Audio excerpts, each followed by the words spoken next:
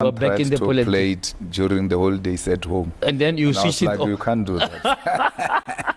Because it puts us into a mode, in the work mode. Political mode. Yeah, so I want to be relaxed. I had a nice one. Yeah. Thank you. I mean, it's good that we're talking straight after your NPA. There was a lot of hype towards the NPA, and I wanted us to just look at a little bit of your political report. I want to start there. You lamented that there was no engagement on the theory. You spent an hour on Marxism and Leninism and so on. And a lot of people are thinking, is this going above their heads and so on, or is it now a political school? And what was that all about?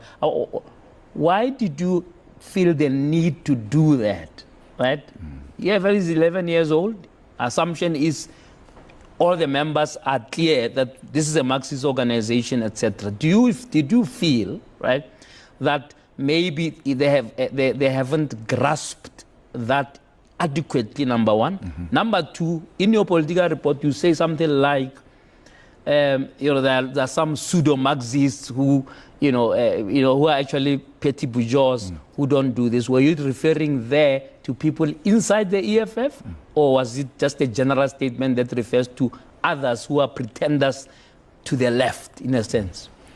Well, I think correctly captured, you're saying it's a political report, so therefore it has to deal with politics and its founding manifesto and its founding principles. The EFF are based on Marxism, Leninism, and Fanon. And you ought to use those ideologies to remind members of who they are, what they've joined. And it's something that you do it consistently. You don't just do it once and say, no, it's 11 years, they know. Because if not revisited, a political consciousness leaves you. And when it leaves you, it doesn't say goodbye. So from time to time, we ought to inculcate the culture of politics. We ought to teach them about Lenin. We ought to teach them about Fanon. Lenin, particularly on organization and what kind of a revolutionary organization we want to form. And then Fanon, more emphasis on race and the post-colonial regimes that have taken place in Africa and continued business as usual, pretending to be revolutionaries, black consciousness and Pan-Africanism. So it's very important that they appreciate that, because you'll have a member of the EFF saying, we don't want these Zimbabweans. Yet he belongs to a party that subscribes to Fanon, and Fanon that emphasizes on the black unity, African unity, that we are all subjects of colonialism. Then you have to go and deal with Marx, especially on the theory of dialectics, because that's where you teach people that change and conflict, they will not always be producing a negative thing. Change and conflict can actually produce something revolutionary. Can move you forward. So it is the contradictions that are actually going to produce that which is required by the revolution. So the three laws of dialectics are very important, because they equally equip even ordinary members on problem solving. Once you are well equipped with such, you don't struggle to deal with any other dynamic of life that comes your way. So, and I think I've got an appreciation that the members of the EFF understood the message very well, because if you listen to them and you follow them up in their commissions, they were all moving in that direction. That's what I wanted to ask them. Did you find that they applied those principles in generating an outcome for the NPA? Absolutely. They were using those principles, so they knew that we cannot... Even at the lowest level, or lowest rank. We are favored by, history, because we are joined in the main relatively by young people. Who have the most basic skills of reading and writing. They may not be that grounded on those theoretical questions, but they have an idea of what is the leadership talking about? And then we go, and after they've spoken, we'll then polish everything else. At least they are telling you what they want. Yeah. You polish it and put it in a manner that will be acceptable. So the quality of the EFF leaders is too much. You can't match it with anyone. You've got people who are hungry to learn. You've got people who are hungry to work. You've got people who are ready to defend their organization wherever it is attacked, politically, ideologically, or otherwise. They are consistently ready. I mean, there was a point where I was tempted to issue an order that they must leave Twitter because it looked like they didn't go on holidays. The way they were taking left, right, and center on Twitter, defending their own organization, I was like, can't they go and rest a bit, because we still have more fights, more work to do. Battles to in fight your assessment and win. of the 11 years, is there somewhere, when you look behind now, you do an assessment, right, where the EFF lost its way in as far as ideological grounding is concerned, in terms of either positions that you took, you know, the conduct of your members, or certain members who, you know, maybe, you know, fell off the bandwagon? I mean, I'm not even talking about the ones now. We're going to talk about those later, like the Andilem Tikamas who left somewhere in the middle to say, no, these people are not Marxists, and so on. There seems to be a contestation about whether the EFF has kept to that ideological framework over the 11 years. Anything you can reflect there where there's been that kind of misstep? Well, the EFF, it can be criticized on anything, but no one has ever even attempted to suggest that we have moved away from the founding manifesto of the EFF, that we have done things that are not left, that are not Marxist, and that they cannot associate with. If they left the EFF because it's not a Marxist enough, it's not Lenin enough, it's not left enough, where are they now? Where they are now, is there anything left that looks left? So it was just political maneuvering, fundraising reasons of why you want to leave. But no policy document of the EFF suggested that we move to a particular direction and abandon our principles. Let's take a principle on borderless Africa. There is this imaginary sponsored attack on the EFF that, we will not vote for them because of they want the borders to be opened and all of that. It can't change. If we are ahead of society, sorry, it's not our problem. Because the borders are not there, and the borders are naturally going to just fade away, and we're going to live together as we're living together now. Ordinary people are already living together now. So we are so backward that ordinary people have taken a lead. Let's interrogate that a little bit. Don't you think, right, that correct as that position is, I'm sure you know I agree with that position. You know, I can speak endlessly about the xenophobia, etc. Right? You've just said now that some of your own members, despite that we are Marxist organizations, sometimes get confused about this whole issue about, you know, integration, unity of Africa, etc. Don't you think those who are not members could even be even more confused in a way that you package that message? For example, where you just say, well, you know, they must be creative. I'm quoting you verbatim. I don't know what was the context, but where you had said, no, they must be creative. If they have to swim through here, let it be. Then later on, you were clear to say, yes, but they must have documents, which are two different things. Address me on that. No. They must be creative. It was during COVID, where the workers were locked out of their country. They work here. They've got papers.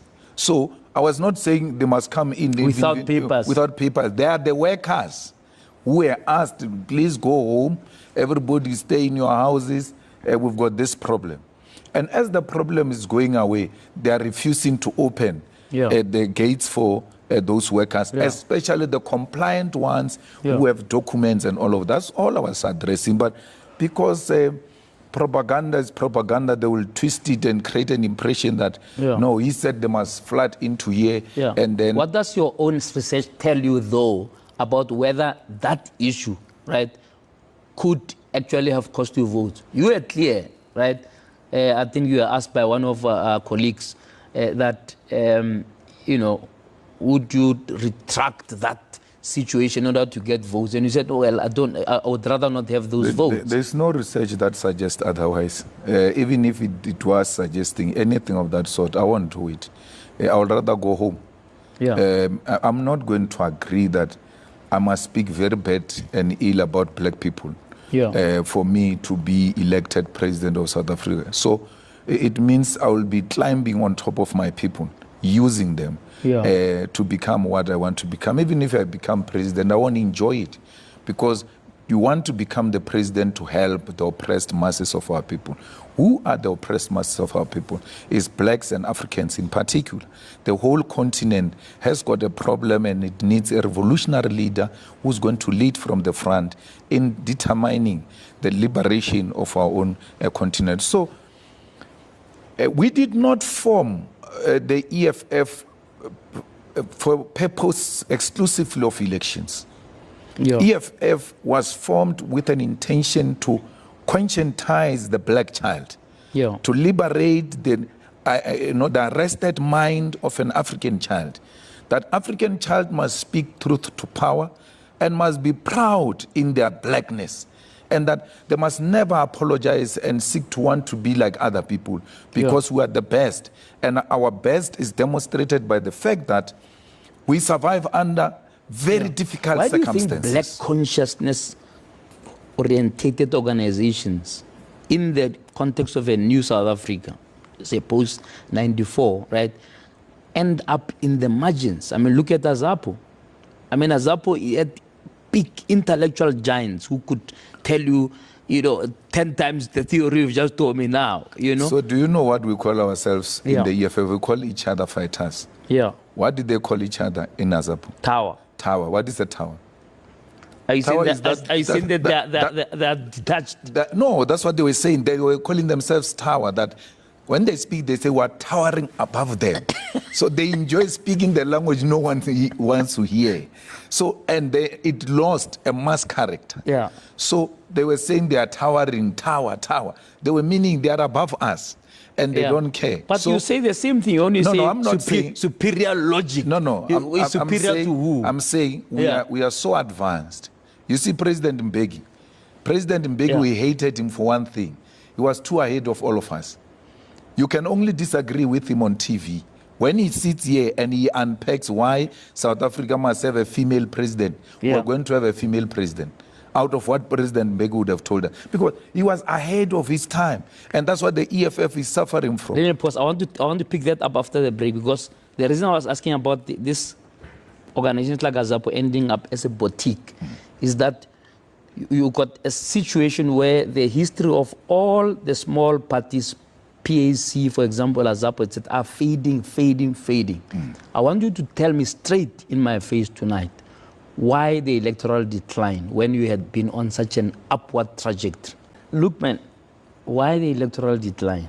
I've not had a chance to talk to you about it, you know, after the elections, because we are very busy putting together a new government or not. So, why the decline? Your assessment by now should be clear. We suffered, like all political parties, to the MK. The EFF's numbers look exactly as we know them. We are not where we were in 2014. We got certain numbers in 2014, increased those numbers in 2019. And where that increase came from was in KZN. And that's why in KZN, we reduced our members to mere 2 members of the legislature. And in most other provinces, we increased our members. So we know where our problem comes from. Our problem is in KZN, our people were misled and organized on the basis of tribalism and backwardness and lies and in the main. and therefore we are duty-bound, and I'm happy I see the public representatives and structures of the EFF province in KZN on the ground, servicing the masses of our people as we prepare to open schools tomorrow and weeks to come, and also leading issues of service delivery. So DFF, it will never be like AZAP or PAC, because what is going to make EFF survive is that it must maintain its mass character. It must have an intimate relationship with the masses. Yeah. But in doing so, you don't become the masses.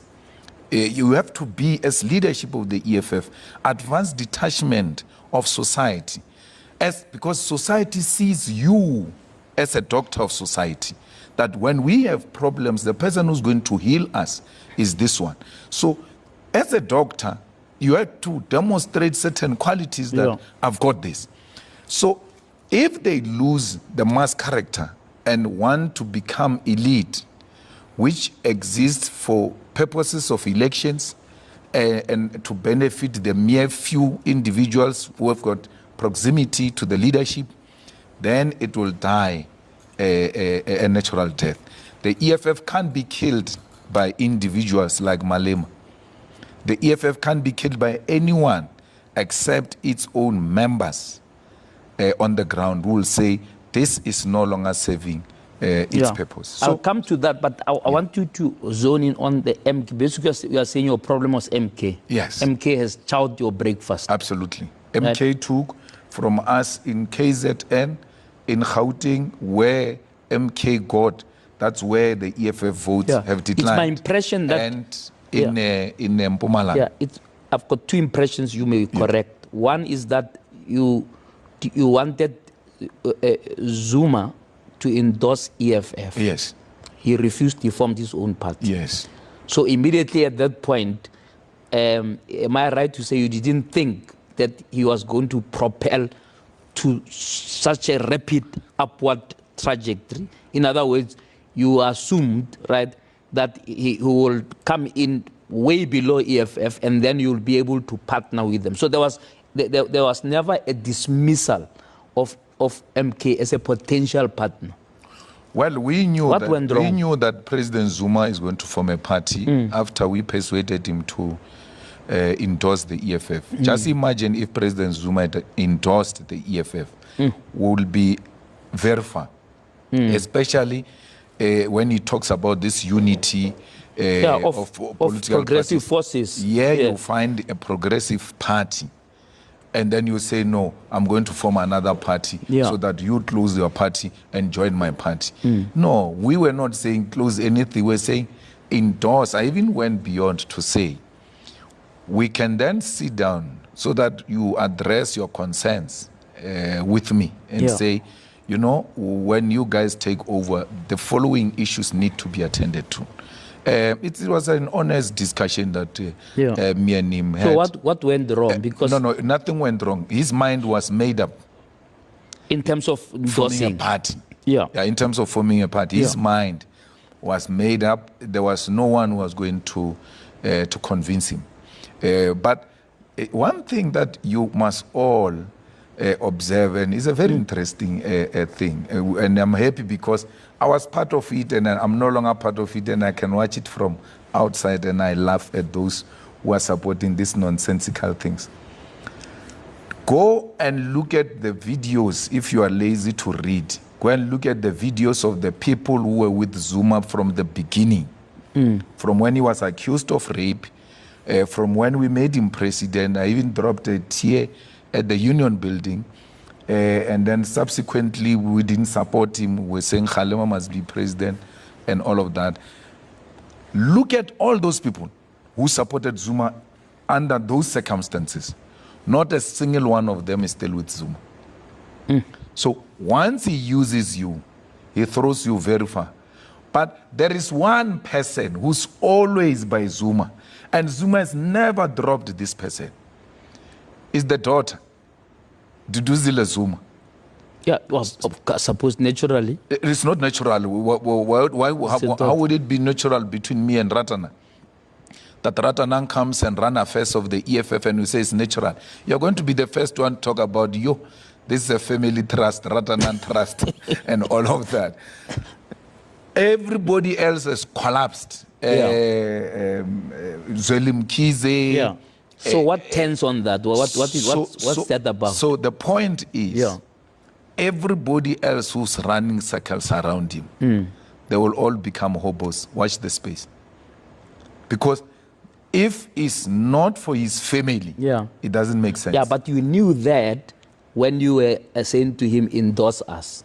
Because then it means that he was going to endorse you and then throw you away. No. Well, you can't. How do you endorse me and throw me away? I didn't say swallow me. You can throw away what you have swallowed. He would have used you. No, I was using him. Endorse me. So it was not the other way around because he's used to being endorsed. Yeah. So I said, but this time around, you endorse us. Endorse someone else and let it not be about you. Yeah. And then now that you have identified, now that you have identified the MK problem, right, is now your solution to take out the big guns and say this is our enemy. Can you explain that to me from a Marxist perspective? When you come with a neoliberal agenda to collapse the left organization, you constitute the enemy forces. Why do you want to close the EFF? Why do you go about it the way you are doing it, eating it from within and wanting to finish it? Whose agenda are you pursuing in the finishing of the EFF? It can only be the agenda of white monopoly capital. Let's leave this nonsense that you are uniting black people. You found a party that had structures and machinery everywhere else. If that agenda was exactly that, you would have said, guys, let's go and support the EFF. You cannot undermine Zuma. He's a former president. To be endorsed by a former president doesn't matter whether you like him or not. It's a very bold political statement in your favor. And that's what we wanted. We wanted him to endorse us because we knew he had influence. But we're not going to join the things that are actually led by him because he's unreliable. But Julius, you formed the Progressive Caucus. Why? Because you knew Zuma. You know Zuma more than many people.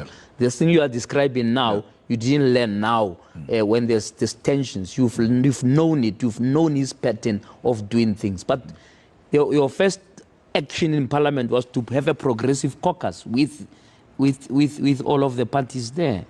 So, in Parliament, we said we're not going to be part of the GNU, which include DA and Freedom Front, because these are the people who are advancing the agenda of imperialism, of whiteness.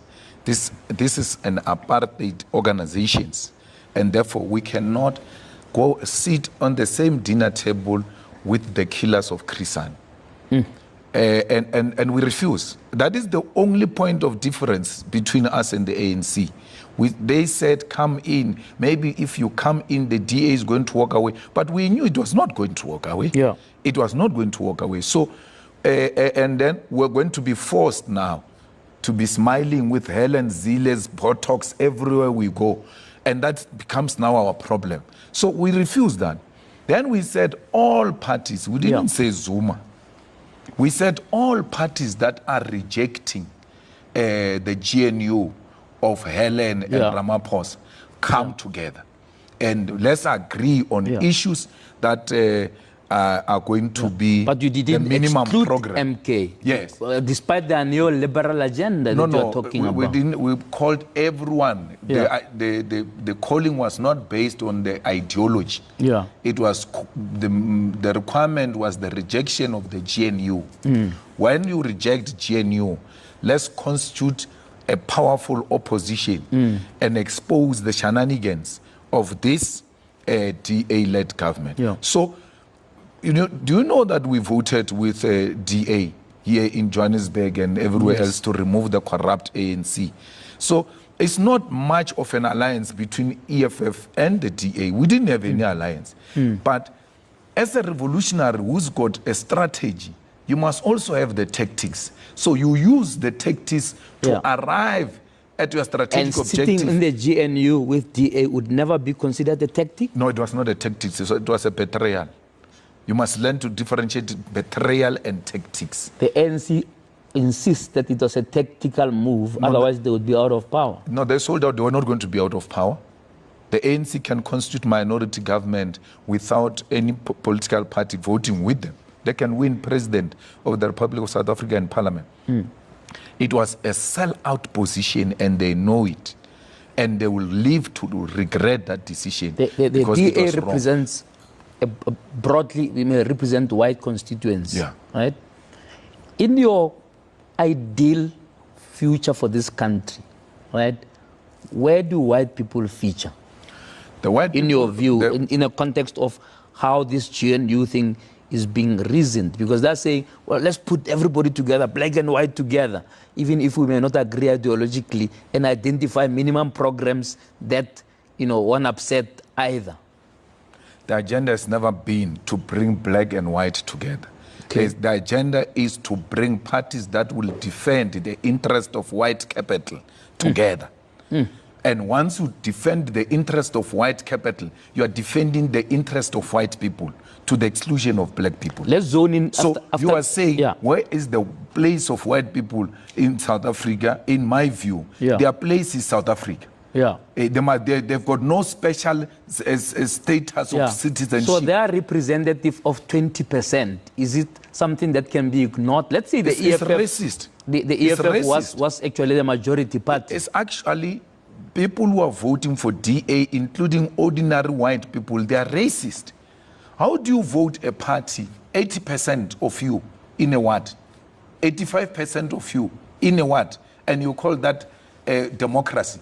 That's not democracy, that's racism. People can win 65, 60, 70, but to go beyond 80 in a ward, and then you say you are a party that represents everyone, it's a lie. And no one is calling the DA lie out, and the lie of white people, that you are voting alone on your own. Let's go to the township now. There's no ANC that wins with 80%. We all get a portion, because the society has come to appreciate that there are different political parties. We can belong to different political parties, but the white people have got no such a thinking. I want you to tell me... They want anything that is white. If it's not white, it's not what they want. I understand. I want you to address me quickly on nation building, right? My viewers here, as I was coming here, we were saying we want to understand where the EFF stands, etc., to understand the policies and so on, because they are fashioning themselves as a government in waiting. In that government, if it stops waiting and becomes government, right, would white people have a place, and what will that place be? Until 11 years ago, you were part of a movement that gave us our first GNU. That sat with the same de Klerks and Rolf Meyers and who killed our people, right? And we're made to understand there's a tactic. We have to cross the Rubicon. I don't know what word we used of compromise. I mean, we compromised the biggest thing for which the ANC was formed, which was the land, right? And I think there was a general understanding that if we didn't do that, we'll still be in the trenches, right? Even people as revolutionary as Chris Hani were not consulted about stopping the armed struggle and so on. In other words, you had to find a way in which you bring the extremes into the center to build a nation. Address me on that. How would the EFF, if you were to, let's say you were the one who got 40%, and you have the responsibility to form government, but you don't have 50, right? How would you go about doing that from a social cohesion point of view? Look, Mandela didn't need de Klerk for him not to be a racist or to be seen to be racist. He didn't need de Klerk to service even white people. Because you are saying your non-racial policy is not enough for as long as there is no leader who is white from white political parties. We cannot become non-racial when we are joined by a racist called Helen Zille. We are non-racial in our daily lives. The EFF governs. I hear you saying EFF is government in waiting. EFF is government in Ikuruleni. EFF is government in Tshwane. It's government in Johannesburg. It's government in eThekwini. It's government in Nelson Mandela Metro. Where we govern, we don't look at the color of your skin. We look at service delivery. We don't look at your ideological perspective on Marxism or Lenin or whatever. That applies at a particular level. Here, we are at the cold phase of servicing our people. You must ask those white people of Tswane that their beans are being collected. Their streets are being collected. Very soon you will not know Marawastad, because the EFF is cleaning that city and restoring the dignity of our people. We are not going to exist to impress white people. We are going to serve them the same way we serve black communities. We have nothing against white people. All we are saying is, let the services go to everyone and not to the selected few. And the agenda of the DA is to redirect everything to support their whiteness agenda, which perpetuates the apartheid. But you've already said that the MK party came with a neoliberal agenda, right? Which means that the issue about supporting of white capital, etc., can also come from the black, from black parties who are funded. You've also said the small parties that were funded, their millions, etc., were proxies, right, of the white capital. Put that aside a little bit and just address me on nation building, right? How would EFF make all communities, right, rally around building a new society, or even this new democratic society? You know, I just want a little bit of clarity. If a white person is listening now, what should I'm not concerned about the white person. No, but it's not my interest. You surely are concerned about all citizens. Yes, I'm concerned about the oppressed. Be a president I'm concerned about the oppressed. I've no time for people who are not oppressed. I'm concerned about the oppressed. That's what keeps me don't you need people who are not up at night? But don't you need people who are not oppressed, right, to make the others also not be oppressed? In other words, to share in their largesse, to create jobs, to invest if they've got the capacity, etc. Is it not part of those contradictions? So the nation building under the EFF will be that all apartheid symbols must disappear and go into the dustbin of history. Because you know what is a statue? I don't think a lot of people appreciate what is a statue. You cannot celebrate the murderers of your people by putting their statues in the middle of the cities, because you are continuing to teach the young ones that these people, no matter how bad they are still the heroes. So we must respect these people. You are saying that without saying it. So we ought to do away with that. We ought to change the national anthem so that we have one national anthem which will be forced all of us to know it. White people don't know Nkosi Sikelel' Africa. When we sing the national anthem of South Africa, they mumble, and then when the Africans start, they go, their chest is out. You see, because now their national anthem is being sung. And that one was a national anthem of black people. You are perpetuating the division of society. So you by do a completely fresh national anthem not for everybody. The same one of Sontonga. And you remove the Africans. And we remove the Africans, because the Africans has never been part, this term, not even Africans, this term has never been part of our national anthem. We sang this song saying we are going to liberate this country with this song. It was our prayer. We never prayed with this term. This term was sang when our people were being tortured. After beating them up in a Flag Plus, they will braai a meat outside that shack. There were no prisons. They throw them into a shack, braai a meat. And then from there, you are in pain, you're being tortured with the smell of the meat, and then they get drunk and they start singing this term. So today, with that trauma yourself, you must come and sing that this term.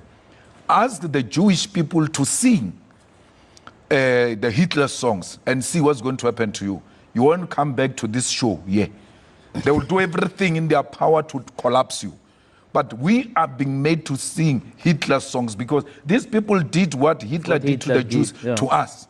Why are we being forced? So even them... So symbolism, okay. So even them, yes, they are being spoiled by the fact that, we suck up to them. Yeah. And white people have got no difficulty to adjust. That's why they came to Africa in the first place. That's why they can live. If a person passes away in their family, they can leave that house and go overseas and start a new life there. They adjust very easily. We don't do that.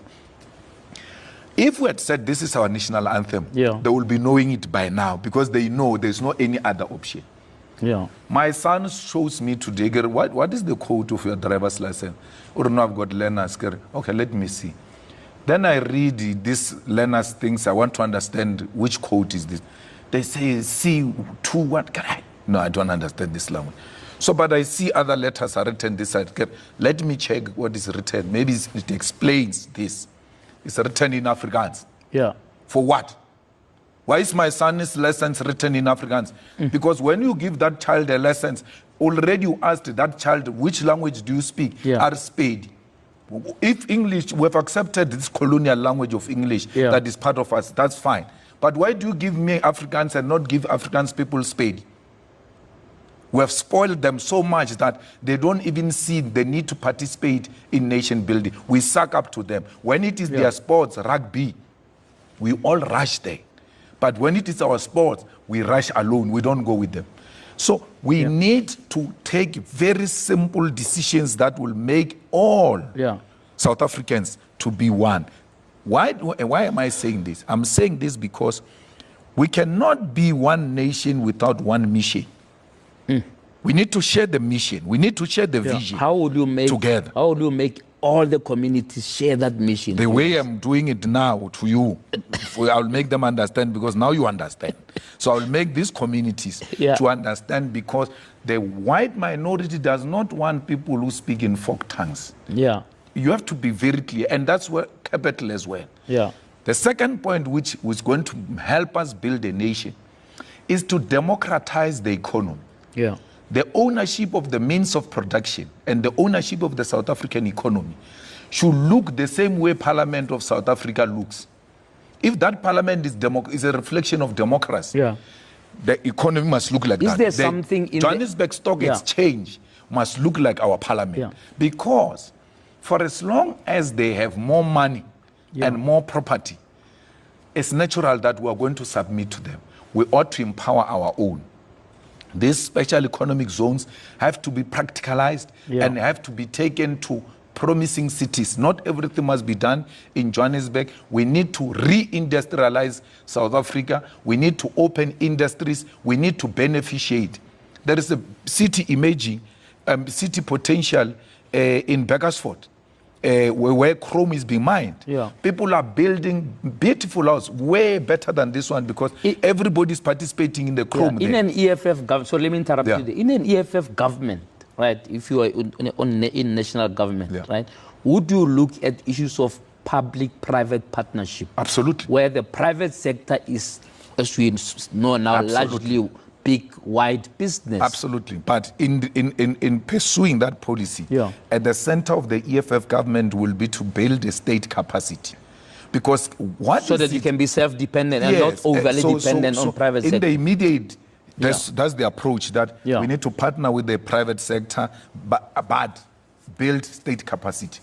Because there's nothing that the private sector can do which the public sector cannot do. When the private sector fails, it always calls on public to intervene. Our government must come in, even when they say they're independent and all of that. So we need not only to partner with the private sector, we need to give some of our assets away to countries that have got capacity to can build a big power station. We've got a problem of power in South Africa. If China says we can do this, we've got coal, we can build a big power station. We say build, operate, and transfer. So imagine if Mandela had said in 1994, Chinese, build me a powerful coal power station here. And then after 30 years, you hand it over back to government. We will be owning a huge power station now. Because 30 years, don't do agreements of 50 years. That's a generation. So you're not dismissive of white capital partnering with black. You are simply talking about the fact that they mustn't think they can therefore be dominant and continue as if, you know, there was no 1994. They must not think they are not black, because they think to be treated the same as everybody else. You are making them black and they don't want to be black. So they must be treated with privilege. There's no one who's going to have a privilege in South Africa. We are South Africans. Why are there lights in the streets of Johannesburg, but there are no street lights in Tembisa? Why? Because these people are under one government. Their president is one. Why are there proper roads where white people stay and you can't find that in black communities? Yeah. Why are there functional schools and public schools? Because you want to say inherently public things are not nice, are not good. There is a school here before we go to Hyde Park Public School here. It's functioning. Sundown Heights Public School is functioning. Parktown is public school, is functioning, because they are found in the white suburbs, and that's where the services are going. And to our people, services don't go, and we appear like we are not interested. I want to go to another subject, but before we go to a break quickly, what would then, in summary, be the version of EFF's non-racialism? You have to empower everyone. We have to make sure that the black people are economically empowered, and we all have the same symbols that represent our country, not symbols that represent two nations in one country. FLOYD SHIVAMBU, you formed this thing with him. You guys are more than brothers, friends, comrades, you name it. You lost Dalimpofu, who was to be your chairman of your organization. You just recently now have MBUYISENI NDLOZI resign from parliament. Let's start with these two, FLOYD and Dali. Be frank with me about what gap that has left in the EFF. What is the impact of the departure of people who are literally co-founders with you in a movement like the EFF? They have no impact whatsoever. Nothing. They don't even have a constituency. No. Did you see that NPA? Did you feel any vacuum? You were there. Did you feel like there's something missing because so and so is not here? This animal is bigger than individuals. They have no impact. What impact will Dalimpofu have? All right, let's put it this way. Surely they contributed in this 10, 11 years of building. Yes. Yeah. What is the role that you can, if you were to write your biography? No. And there was a chapter on FLOYD and a chapter on Dali, what would summarize those chapters in terms of their contribution? The heading will be the two betrayers. That will be the heading of the chapter, and that's what I will contribute in that book. The ideas in the EFF are a collective ideas. That anyone, I mean, we came up with this idea of forming the EFF. So what? It is insignificant who formed it, who came with the idea and all of that. This thing belongs to the collective. The idea of an individual dwindles into insignificance once a collective decision is taken. So whatever 11 years you want to talk about, it can't be attributed to any individual. But like I think the reality is, and I want us to really interrogate this a little bit. The reality is the three of you were seen as the faces of the EFF for a long time. I agree. In fact, the EFF and yourselves as individual faces were indistinguishable. In other words, although towards the end there was betrayal, as you put it, you can't dismiss the fact that you didn't build the thing alone at the top leadership level. I've never said that. Right? Yes, you're correctly saying it was a collective. I've never said that. What went wrong? What went wrong?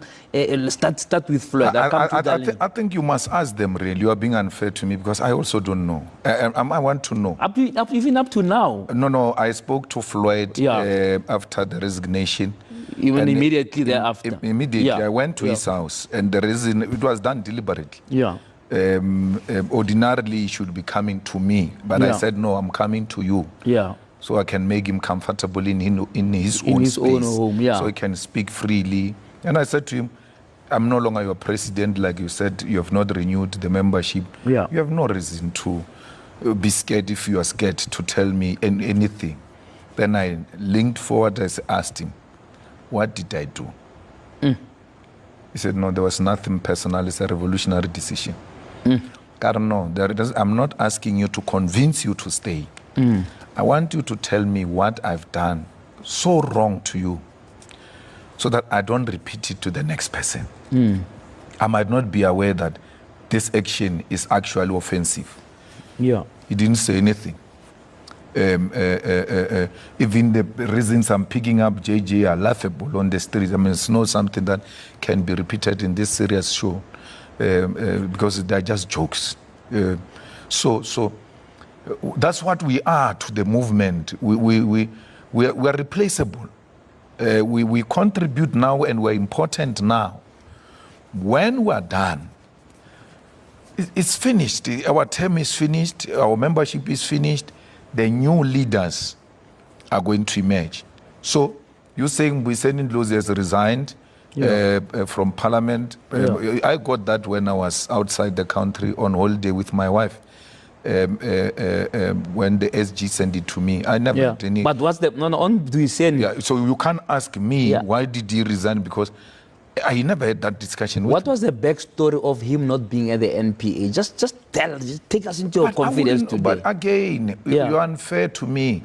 I told you I was inspecting the learner's license of my son. My oldest son is 18. That's what I'm responsible for, about whereabouts. Yesterday when he passed matric, he said they are going to Kilimanjaro or Manjaro, what in Soweto there. God, I'm going with you. And then the whole thing flopped, because they were like, what is this old man going to do with? God, I'm also saying, I'm not responsible for MBUYISENI NDLOZI. I'm not his father. Not his father.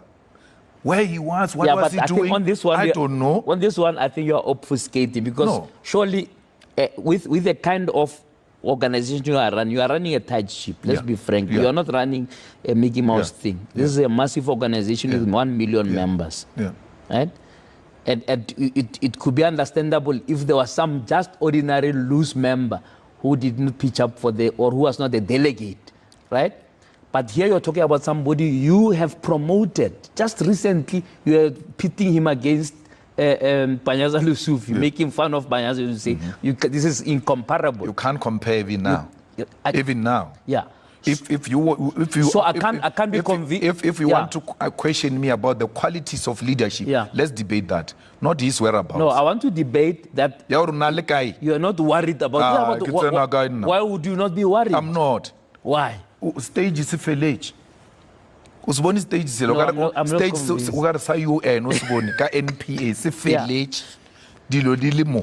So you're not worried that he didn't know where he was. The leadership of the EFF, which was supposed to be there, was there. So why must I worry? So he wasn't told not to come to the NPA? No, there's no such a communication. He just voluntarily didn't come. So we need to ask him. You ask him. I don't know. Ask him. No idea even now. No, I'm not even interested. But you have a good relationship with him. No. You don't? No, it ended at that time. We were members. Was he a victim of FLOYD living? Let me ask it that way. Ask him if he's a victim. How do I say someone is a victim? I don't know if he's a victim. I never spoke to MBUYISENI NDLOZI before the NPA. I never spoke to MBUYISENI NDLOZI after the NPA. So I don't know his mind as to how is he thinking on this matter. Are you irritated by the fact that there's a narrative that persists that you are, like other leaders in our political spectrum, a big man, right? You like Holomisa has been there for 20 years, I think. Butele is okay. Let me not talk ill of the dead, but Butele was there until the last day, right? He left with the coffin. He was 90 something, 92 or something, right? And I can go into the continent, but let's not go there. Let's just talk about here. That do you get irritated by being tagged that way to say it looks like EFF will always have this president and that's it? It's a third term of 5 maybe. You're using what will appear as better example to whoever is listening to you. So, and you are also trying to persuade me differently because you are using bad names. Yeah. Why are you not comparing this? No, but who's Bantu? No, I agree, but yeah. Why are you not comparing it with O.R. Tambo? For how long was O.R. Tambo president of the NPA? Exile. Come on, this was a different context altogether. It's not different context. It is. He was underground. They were a political party, and they were not in power. Yeah. And they had a leader who was leading them consistently. Yeah. And what was worse about Tambo is that there was never a conference, except when there were problems, when Christian wrote a letter, they went to Kabwe to go and discuss those concerns of the soldiers. So, the same with the IFP leader, Mohamed Mashaba, everyone. Yes. They don't go to conferences. I'm not here for 3rd to 5th term. I'm here for this term. I'm being re-elected as a new president of the EFF. And I'm not worried about whoever says what. I'm going to implement the resolutions. You have a succession plan? Yes. You know what's the succession plan? Yeah, next NPA. Is that the succession plan? The succession plan is that if I die, the deputy president of the EFF takes over.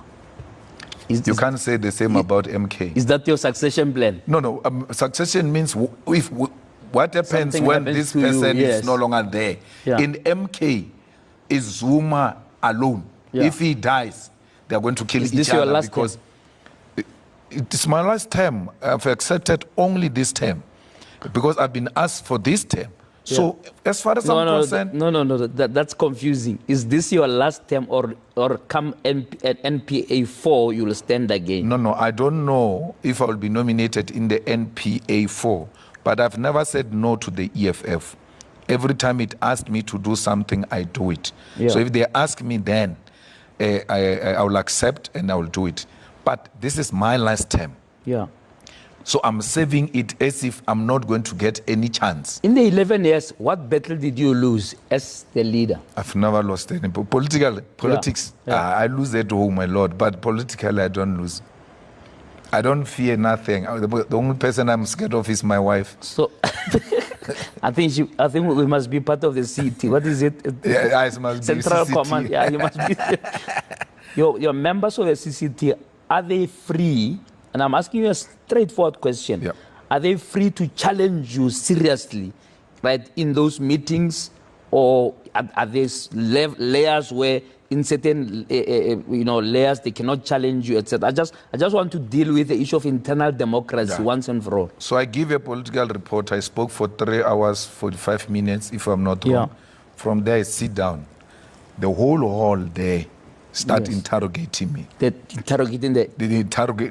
my input. Remember that input I give there doesn't come from the collective. It's not like an organizational report. That's me speaking and setting the tone for the conference. So they need to take that report and you have not built the school, blah, blah, and then this. I hope you started building that school. They did. It's taking too long. If you say that we'll build it without approvals of government, if you want us to build it, we can build it.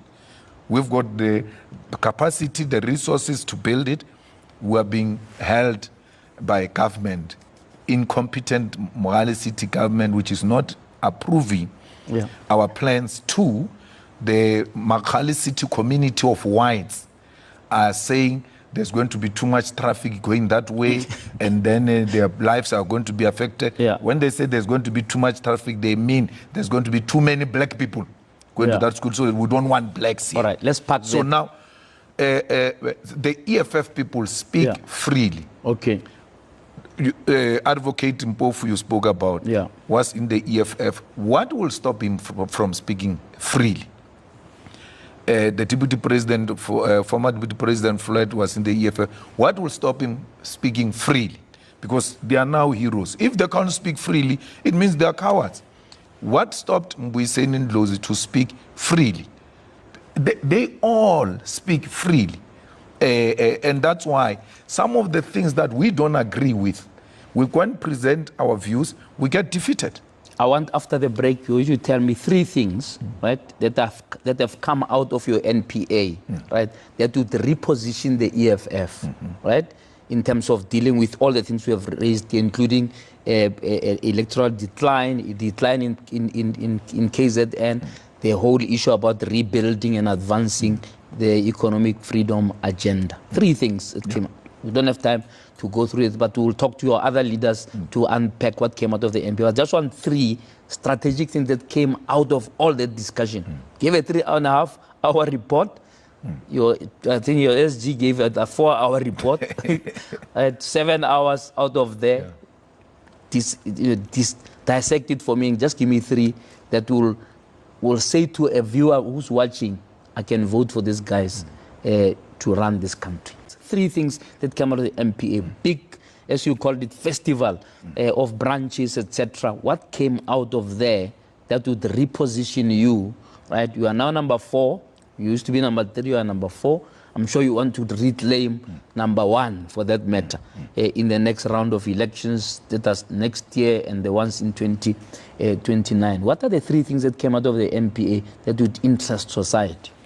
Well, the first thing is that we're going to form a youth command. We're collapsing the EFF student command into a youth command so that we have a dynamic youth organization that is found everywhere else where young people are found. Interest is because the young people are the biggest supporters of the EFF. And for you to change the balance of forces and reclaim the lost grounds, you ought to mobilize this youth and make it understand that the excitement of 29 May will not bring about economic freedom in our lifetime. We need to start emphasizing the issue of the land question again.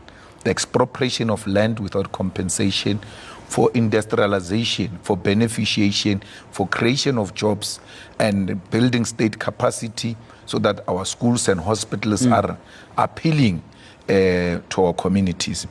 Internally, we're going to be dissolving all regions and creating the sub-regions because we think the regions create a level of elitism in the organization without any immediate role in relation to the masses on the ground. So we want a structure that will have constant interaction on daily basis with the lower structures on the ground. And a branch of the EFF will not be a branch of EFF if its membership is not from all the voting stations in that particular one. So we are going to rebuild this organization, we're going to defend it, and we're going to fight for the unemployed. Let's interrogate this one of youth.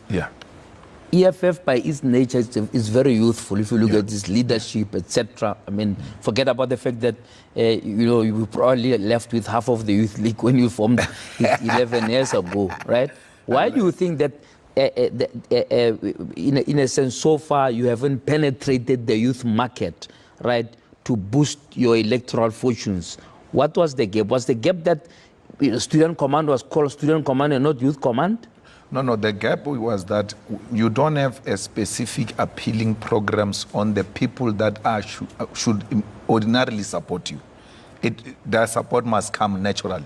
So we're going to have a focus program that is going to galvanize and agitate young people. And if we say we don't have such, then we must know that we're actually going to become irrelevant. I mean, I'm 42 years old now. I might be coming from the youth league, but there are new dynamics of young people that I might not be aware of. So you need the young people who are going to appeal to those young people, who are going to speak to them in their language. Because if I go amongst young people and I say, yo, my man, what's up? Old man, ureno. It's not appealing, but if it's repeated by their peer, they're like, hey, what's up, my guy? And then they give him attention.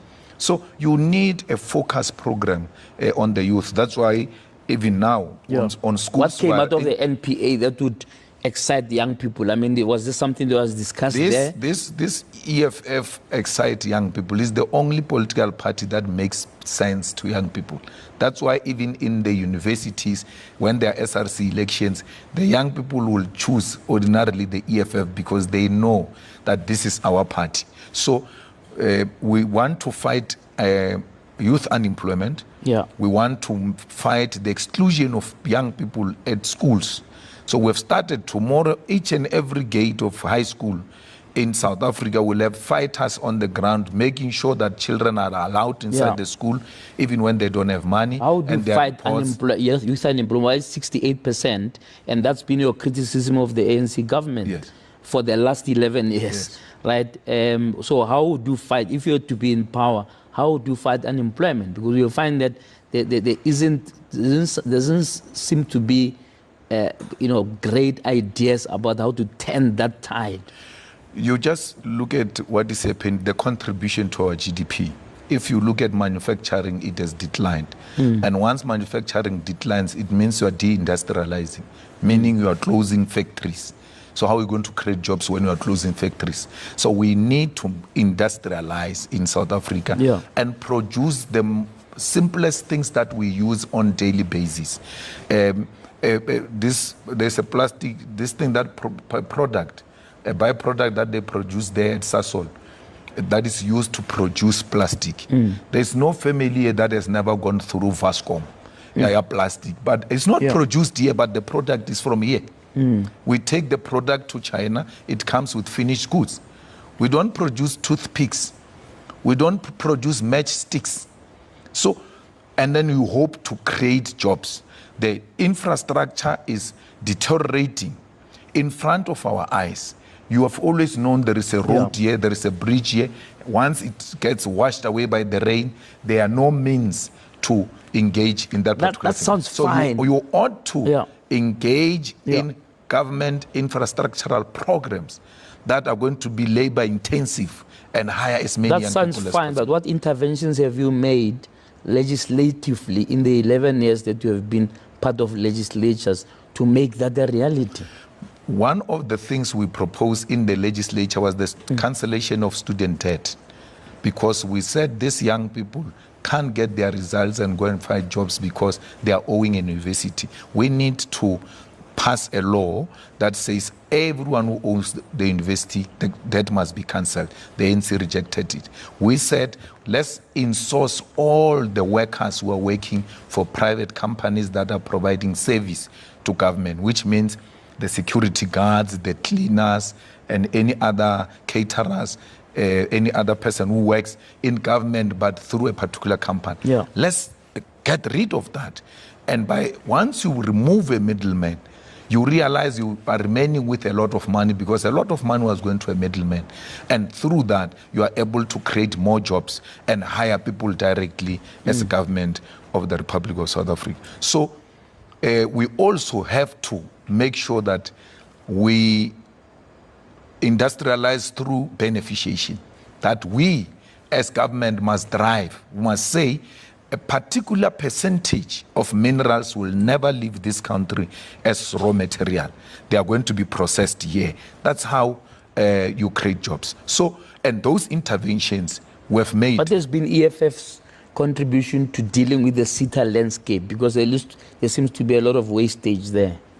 Well, CETA is involved with those ANC deployed cadres who have no idea what they are doing.